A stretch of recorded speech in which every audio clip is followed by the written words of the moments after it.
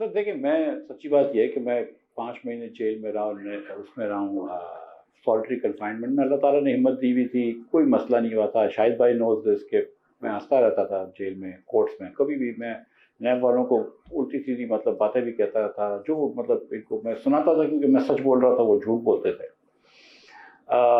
لیکن جو مجھے بڑا افیکٹ ہوا نا سر کو، جس دن انہوں نے میرے گھر پہ چھاپا مارا تھا، اس دن میری بیوی اور بیٹی کی کلازٹ میں جا کے انہوں نے اس کی بھی تلاشی کی.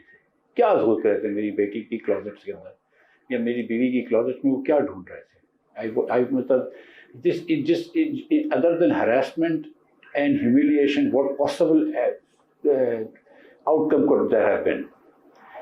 تو اگر آپ پاکستانی نہیں ہیں، کیا آپ کو شرم نہیں آتی ہے کہ آپ کسی اور کے گھر کے اندر بیگم اور اس کی بچیوں کے کمروں میں جا رہے ہیں، الماریوں میں جا رہے ہیں آپ؟ مجھے اس پہ غصہ ہے کہ مطلب کوئی حد تو ہوتی ہے نا، کہ کتنا نیچے ہو جائیں گے آپ، کتنا نیچے گریں گے. کوئی نیچ پڑنے کی بھی حد ہوتی ہے نا. یہ بات پہ مجھے غصہ آیا تھا سیریسلی. ادروائز بند کر دیا تو ٹھیک ہے، بند کر دیا. مطلب جو میں سچ بتاؤں کہ جس دن میں شاہد بھائی نے مجھے 2 لیٹر لکھے تھے، مریم اورنگزیب نے بھی مجھ سے بھی ساتھ میسیج بھجوایا تھا، عبداللہ نے بھی کراچی میں بھی مجھے کہا، پھر اسلام آباد میں بھی آ کے کہا کہ ابو کہہ رہے ہیں کہ آپ یہ دے دیجیے. اور میں شاہد بھائی سے ہی مذاق کرتا تھا کہ سر آپ کی ہینڈ رائٹنگ سمجھ میں نہیں آئی. میں جب جیل گیا تو اس کے دوسرے دن میرے دوست فواد صاحب جو ہیں، وہ فواد انور صاحب میرے پرائیویٹ بزنس مین دوست ہیں، وہ حسین اصغر سے ملنے گئے. اس نے کہا صرف نواز شریف کے خلاف یا شاہد آبادی کے خلاف بیان دے. تو کیا بیان دوں میں؟ نواز شریف کو تو کچھ بھی نہیں پتا تھا اس ٹرمینل کے بارے میں، ادر دین دا فیکٹ کہ he wanted this terminal done. اس بیچارے کا کیا تعلق تھا؟ اور شاہد باسی اور میں لڑتے رہے. میں کہتا تھا کہ شاہد بھائی پرائم اکیوز تو میں ہونا چاہیے because I was the chairman who signed this.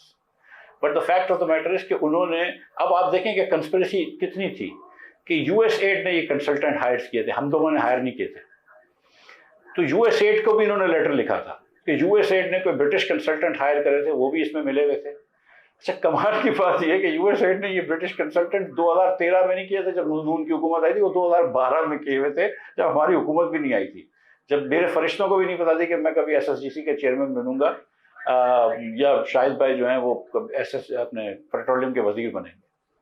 Seriously یہ کنسپریسی تھی کہ there are U S AID consultants, U S AID hired consultants in Britain who actually came up with this thing.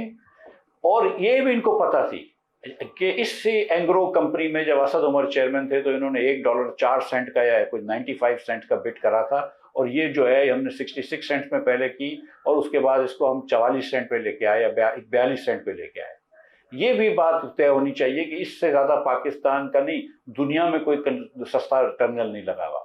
یہ بات بھی سب کو پتا ہے کہ this is the most used terminal in Pakistan and one of the most used terminal in the world. 1 مہینہ اگر آپ اینگرو کا یہ ٹرمینل بند کرتے ہیں، پاکستان کی پوری سسٹم بیٹھ جائے گا انرجی کا. کسی کے گھر میں بجلی نہیں آئے گی، کسی کے گھر میں گیس نہیں آئے گی. تو یہ 2 سال کا پروجیکٹ 10 مہینے میں کیا ہے.